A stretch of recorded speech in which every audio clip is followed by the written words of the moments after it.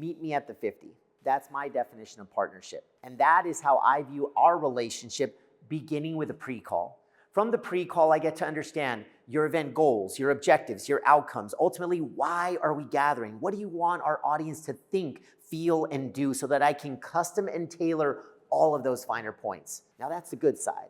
The hard side is hurdles, obstacles, challenges, pain points, problems. What are the headwinds in our industry for our audience? Because when I understand the good and I understand the hard, now I can custom and tailor all of the finer points to over-deliver and create that transformation in the room and for the weeks, months, and years to follow. On-site events, I realize the stress. I realize the anxiety. I know how many variables there are, and I know how things can absolutely go sideways. And I want to be the easiest, most friction-free part of your event. We don't need to worry about Paul, because in the spirit of being a true pro, something that I learned from being in the NFL and NBA for 15 years around the brightest lights and its pressure, its expectations, and you have to rise to a standard of excellence.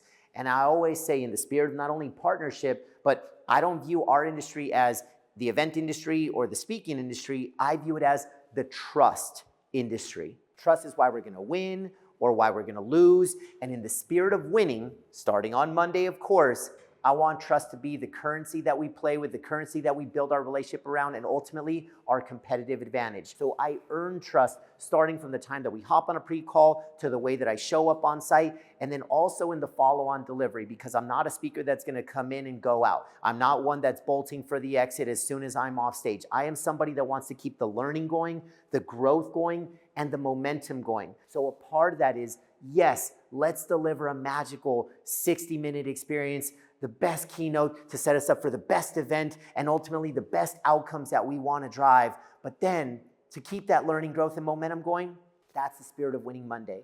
Because for all of our audience, I'm going to equip us with tools and resources. These are gifts from my heart. I call it Monday Momentum, to say after my speech, starting the following Monday, here's one new tip, one new tool, one new tactic, one new strategy, one new mindset shift, just one thing per Monday that creates momentum to win that week. And then the following Monday, it's a new tool, tip, tactic, strategy, mindset shift, and it's the gift that keeps on giving. So as you could tell, I'm extremely invested in this. I consider speaking a calling.